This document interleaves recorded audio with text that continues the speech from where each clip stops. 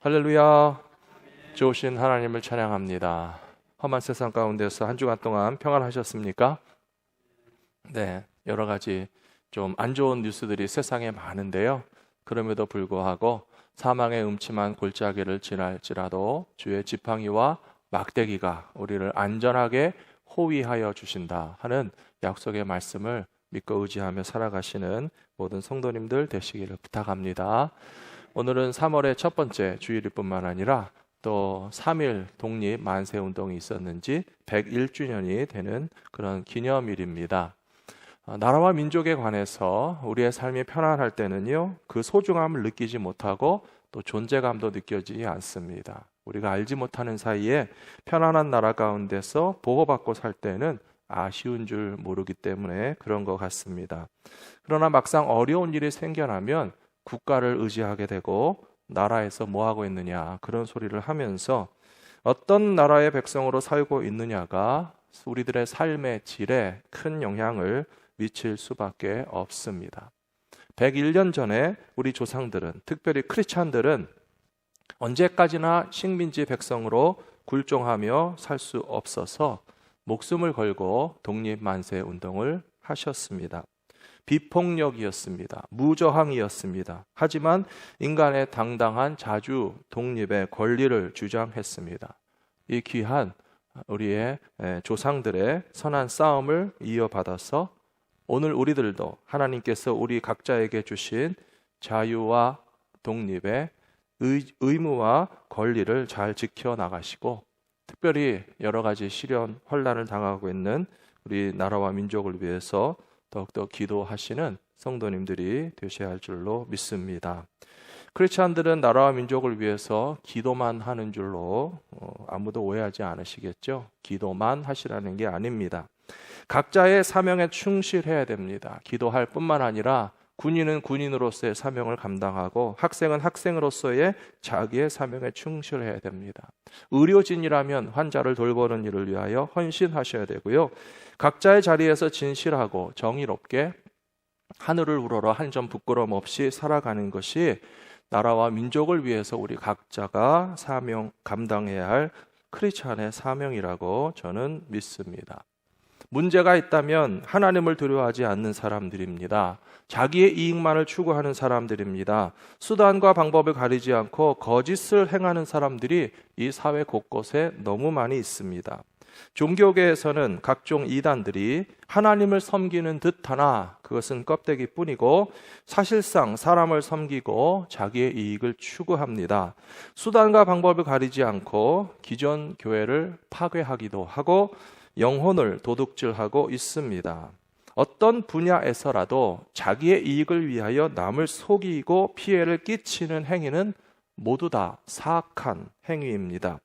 만일에 스포츠 분야에서 거짓말을 하고 불공정한 게임을 통해서 승리를 도둑질한다면 그런 스포츠인들은 퇴출당해야 합니다. 비즈니스 분야에서 거짓말로 속이고 남의 사업을 파괴하기 위해서 산업 스파이 노릇을 한다든지 거짓말로 잠입 활동을 하는 것은 명백한 범죄 행위입니다. 정치에 있어서도 정직과 공정한 경쟁으로서 나라와 민족을 위해서 봉사하는 지도자들이 정치인의 자리에 있어야 하는 것이지, 만일에 특정한 자신들의 그룹의 이익을 위하여 거짓과 악한 술수를 행하는 자들이 이 세상에서 리더임을 자처한다면 반드시 하나님께서 심판하시고 또한 백성들의 심판도 받게 되는 법이라고 믿습니다. 그러므로 크리스찬들은 정직하게 하늘을 우러러 부끄러움이 없도록 자기의 사명에 최선을 다하면서 나라와 민족을 위하여 계속적으로 기도하시는 저와 여러분들이 되셔야 할 줄로 믿습니다. 한국교회는 지금 전염병의 위험을 예방하기 위해서 주일 예배를 거의 모이지 않는 초유의 사태가 벌어지고 있습니다. 오늘 자리에 나오신 분들은 굉장히 용감하신 분들인 것 같습니다. 오늘 혹시 누가 악수를 청해도 악수하지 않는다고 상처받지 마십시오. 저도 오늘은 악수를 청하지 않겠습니다. 그냥 가만히 서 있고 인사하겠습니다. 여러분들이 손을 내미시면 제가 악수하겠습니다. 하지만 서로가 조심하는 것 때문에 상처받거나 너무 두려워하실 필요는 없습니다. 다수의 건강을 지키기 위해서 불가피한 조치입니다. 아마 어쩌면 미국에도 이렇게 많은 질병이 전파되게 되면 교회에 예배를 두려워해서 못 나오시는 분들도 많을 것이고, 혹은 교회에서 예배를 드리지 않도록 권유하는 사태가 벌어질 수도 있습니다. 과연 우리가 교회 모여서 예배 드리는 것에 대해서 얼마나 소중하고 의미 있게 생각하느냐가 이런 상황 가운데서 확연하게 드러나게 되는 것입니다. 절대로 모일 수 없는 상황에서도 억지로 교회에 모여서 예배 드리자는 것은 아닙니다. 하지만 지레 겁이 나서 우리가 사람 많은 곳에 아무 데도 못 가겠다라고 도망가는 것이 과연 정말 믿음의 행위인가라고 하는 의문이 들고요. 무엇보다도 우리에게 있어서 예배가 얼마나 소중한가 또 생각하고 깊이 생각할 수 있는 기회가 되어야만 한다고 저는 생각합니다. 사랑하는 성도 여러분, 시간과 장소는 중요하지 않습니다. 예배하는 진실한 믿음이 있으셔야 됩니다. 예배하기를 갈망하는 간절한 마음을 가지고 나를 구원하여 주시고 나를 사랑하여 주시는 아버지 하나님 앞에 더욱더 뜨겁고 온전한 예배를 멈추지 말고 드리시는 저와 여러분들이 되시기를 부탁합니다. 우리는 지금 요한복음을 통해서 예수님께서 7가지 나는 무엇이다 라고 이야기하신 것에 대해서 한 주에 하나씩 공부하고 있습니다. 다 잘 기억나시죠? 감사합니다. 첫 번째로 나는 생명 양식이다. 예수님 말씀하셨어요. 우리는 우리 영혼의 생명의 양식이 되시는 예수님을 먹어야 합니다. 예수님을 먹는 방법은 믿는 것이라고 말씀드렸습니다.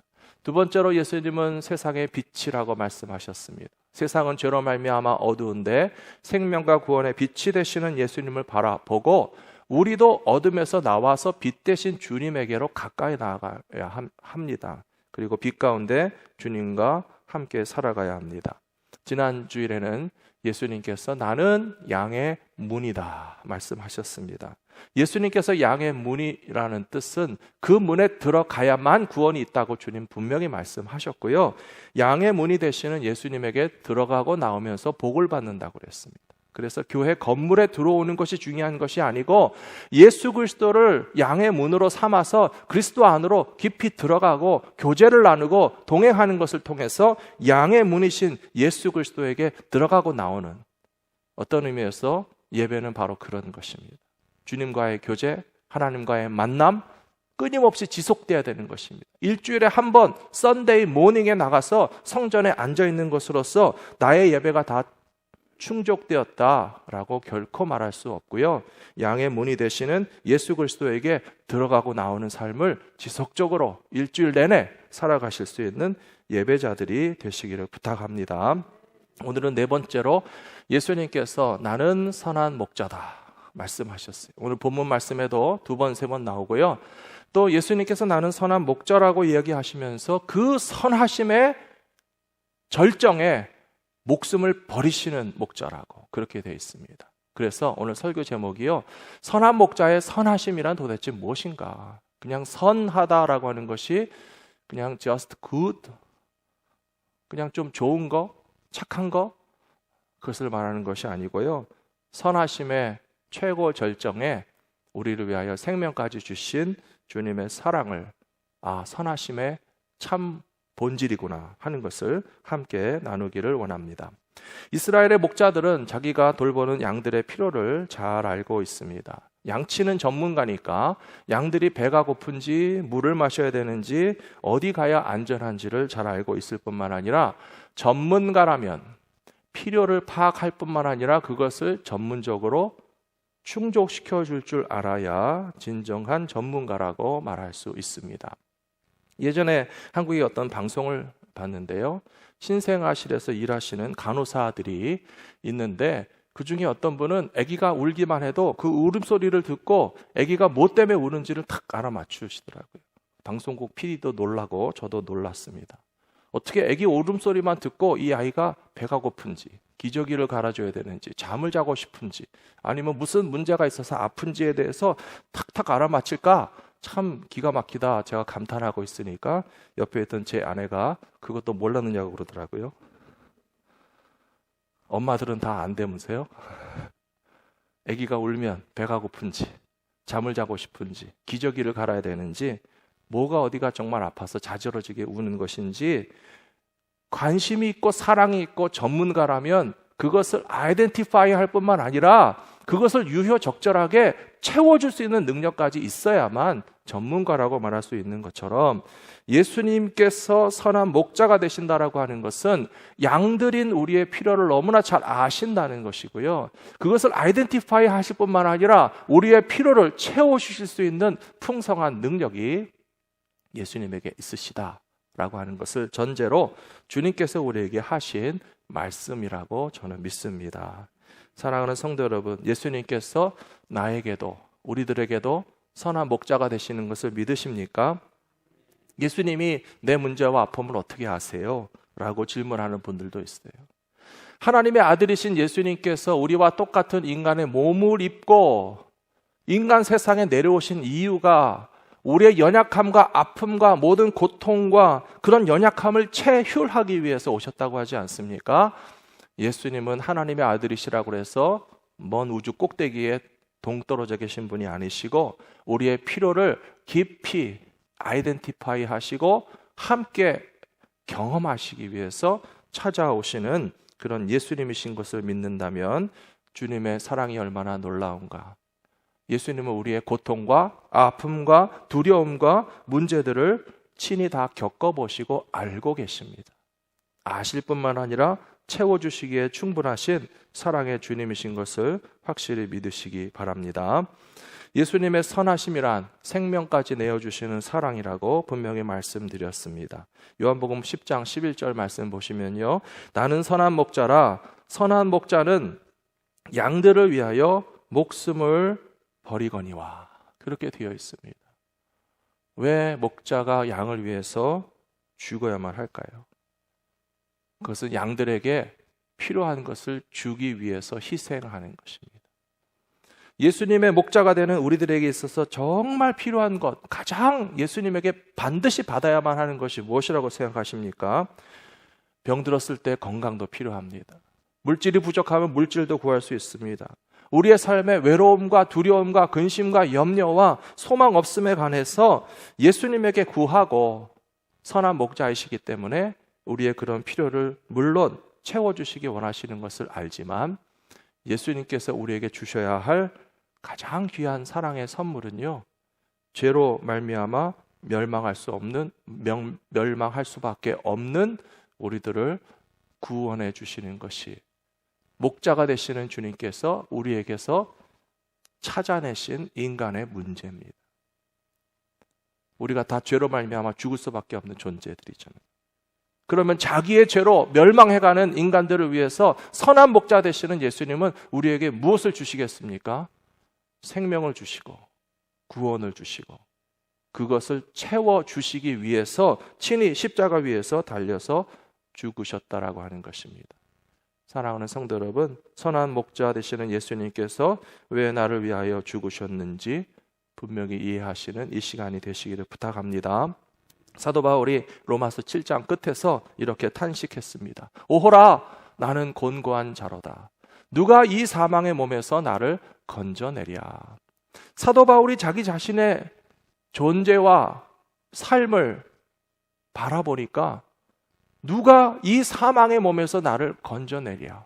육신에 속한 자기의 삶이 죄로 말미암아서 하나님의 심판과 멸망으로 갈 수밖에 없는 존재라고 하는 사실을 항상 사도 바울은 잊지 않았습니다. 그러면서 탄식했습니다. 하지만 바로 로마서 7장 24절 다음 절에 25절에서 뭐라고 했는가 하면요, 우리 주 예수 그리스도로 말미암아 하나님께 감사하리로다. 안심할 수 있었습니다. 24절에서는 사망의 몸에서 누가 나를 건져내랴 탄식했는데, 25절에서는 우리 주 예수 그리스도로 말미암아 하나님께 감사한다. 그렇다면 예수님께 뭘 받았다는 것입니까?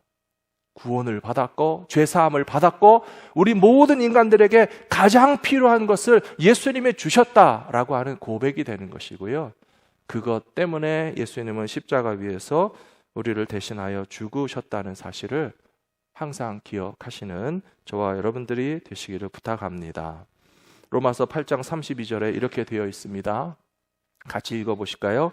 자기 아들을 아끼지 아니하시고 우리 모든 사람을 위하여 내주신 이가 어찌 그 아들과 함께 모든 것을 우리에게 주시지 아니하겠느냐. 아멘. 여기에 하나님의 선하심이 다 나타나 있습니다. 아들의 생명도 아끼지 않으신 하나님께서 그 아들과 더불어서 우리에게 모든 것을 선하심으로 베풀어 주신다라고 하는 약속의 말씀으로 받으시게 되기를 부탁합니다.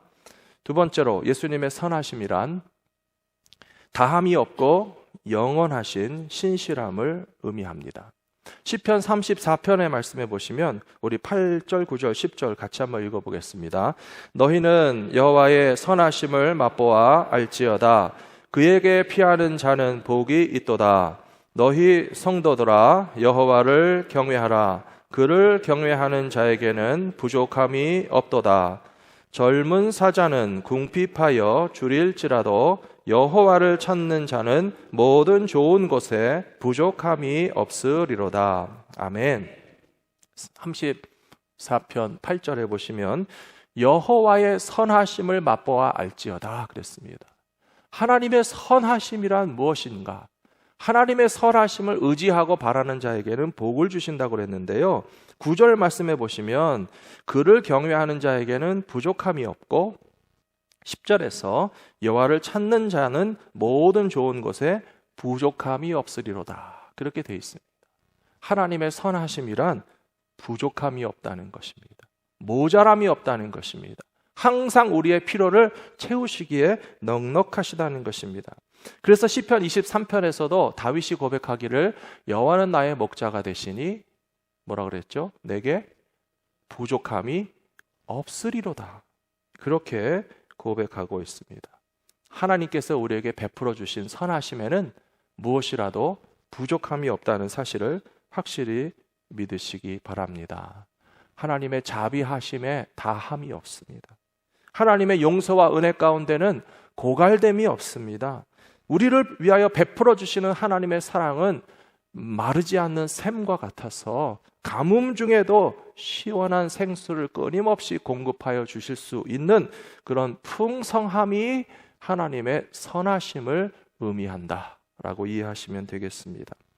미국 뉴스 기사를 보니까요, 미국에서 의사들이 일반인들에게 마스크가 필요 없다 그런 말도 하고요, 또 너무 많이 의료용 마스크를 사지 말아라 그런 제목이 있어서 제가 읽어봤습니다. 자세히 읽어봤더니요, 전문적인 최고 수준의 의료용 마스크를 쓰지 않아도 충분한 예방 효과를 가질 수 있다라고 하는 내용이기도 하고요.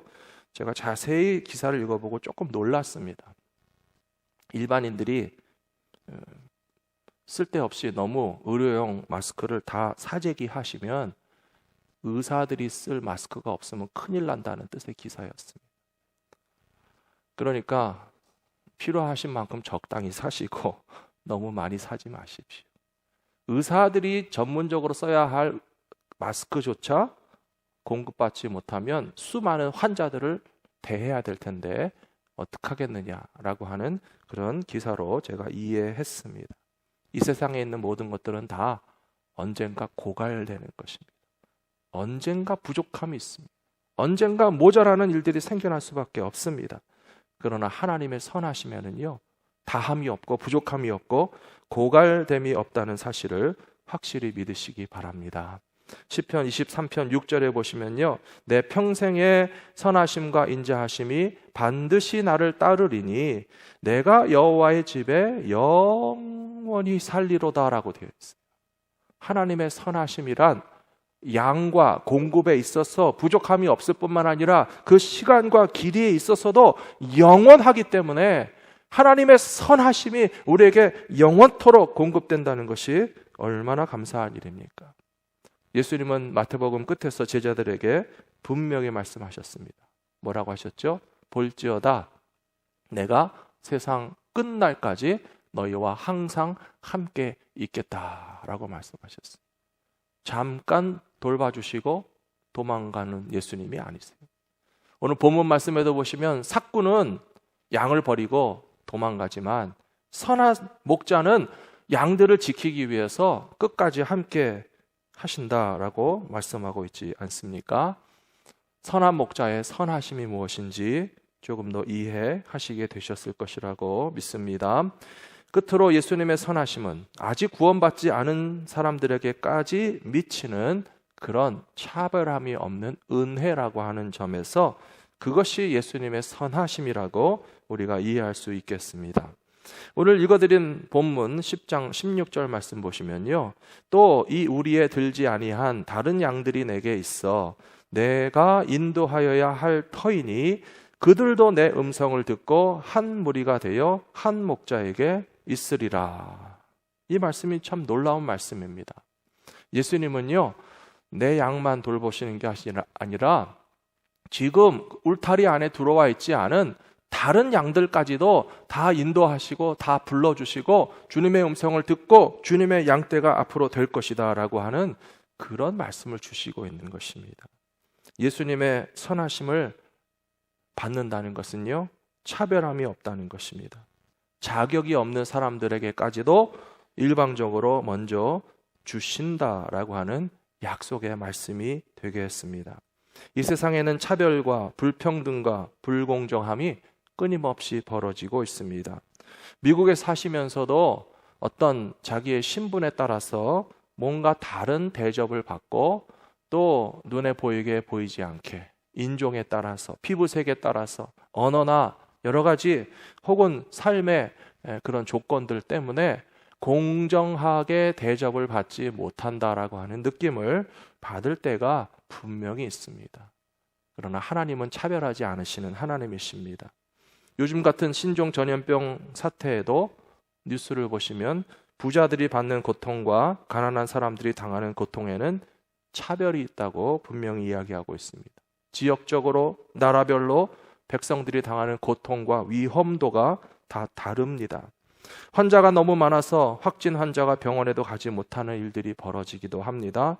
혹은 중증 장애인들은 누군가에게 지속적으로 돌봄을 받아야 하는데 중증 장애인이 자가 격리 명령이 떨어지면 돌봐주시는 사람들도 피하고 도망가서 자기 혼자 집에 남아있게 되는 경우도 발생하고 있다는 기사를 보면서 우리들은 정말 위험하고 연약한 인생들인데 공평하고 공정한 대접을 받지 못할 때가 많이 있다는 것을 새삼 느끼게 됩니다. 사랑하는 성도 여러분, 주님의 선하심은 그런 의미에서 차별함이 없으시다는 것입니다. 우리를 결코 버리지 않으시고 떠나지 않으시고 16절 말씀처럼 예수님의 울타리 바깥에 있는 어떻게 보면 대접받을 자격이 없는 존재들에게까지도 주님이 친히 선한 목자가 되셔서 먼저 다가가셔서 우리를 예수님의 양떼로 삼아주시고 우리를 구원의 길로 인도해 주신다고 하니까 얼마나 고맙고 감사한 일입니까? 사랑하는 성도 여러분, 우리가 잘 알고 있는 것처럼 우리 모두는 다 주님의 사랑을 받을 자격이 없을 때에 주님의 사랑을 먼저 받았습니다. 로마서 5장 8절에 나오는 말씀의 뜻이 바로 그것입니다. 같이 한번 읽어보실까요? 우리가 아직 죄인 되었을 때에 그리스도께서 우리를 위하여 죽으심으로 하나님께서 우리에 대한 자기의 사랑을 확증하셨느니라. 아멘. 우리가 아직 죄인 되었을 때에 선한 목자 되시는 예수님의 양 무리 속에 들어가 있지 못하는 울타리 바깥에 있는 존재였음에도 불구하고 우리를 이방인이라고, 우리를 죄인이라고, 우리를 하나님의 백성이 아니라고 해서 누구도 차별하지 못하도록 주님께서는 우리가 아직 죄인 되었을 때에 우리를 위하여 죽으심으로 하나님의 차별함이 없으신 참 사랑을 확증하셨다는 사실을 믿는 것이 우리의 신앙인 것을 더욱더 기억하시게 되기를 부탁합니다. 아브라함이 가나안 땅의 원주민들을 바라보면서 부러워하지 않았습니다. 소돔성 사람들에게 시기와 질투를 느끼지 않았습니다. 하나님의 택함 받은 백성들은요, 비록 거칠고 험한 상황 가운데서 오히려 차별을 받으면서 살고 있다 할지라도 그것에 대해서 하나님에게 원망하지 않습니다. 하나님, 왜 우리에게 땅을 주시지 않고, 우리에게 소돔성을 주시지 않고, 왜 우리에게 푸른 초장, 저렇게 죄인들도 잘 먹고 잘 사는데 하나님을 알지 못하는 사람들도 하고 싶은 거 다 하면서 이 세상에서 멋지게 살고 있는데 나는 하나님이 불러놓고도 이렇게 다 채워주시지 않습니까? 라고 원망 불평하지 않았습니다.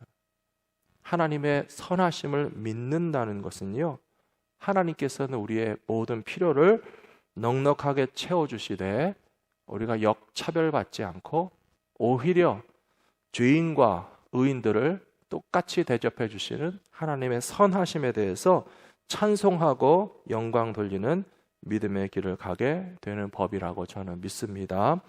예수님의 비유에 보시면요, 아침 일찍부터 와서 일한 사람들에게 한 데나리온의 품삯을 약속했습니다. 그리고 오후까지 일을 얻지 못해서 놀고 있던 사람들을 오후 늦게 불러다가 해질 때까지 일을 시키고 품삯은 똑같이 주셨다고 그랬어요. 그랬더니 그 먼저 와서 일찍 일한 사람들이 좀 원망하고 불평했잖아요. 왜 주인께서는 아침부터 고생한 우리들에게도 약속한 한 데나리온을 주시고 다 늦게 잠깐 와서 일한 사람에게도 똑같은 한 데나리온을 주십니까? 라고 원망하자 주님이 하시는 말씀이 무엇이었는지 아십니까? 내가 선하게 한 일로 인하여서 너에게 악하다는 말을 들어야 하느냐라고 말씀하셨어요. 그것이 바로 선함의 의미입니다. 하나님의 선하심의 의미입니다.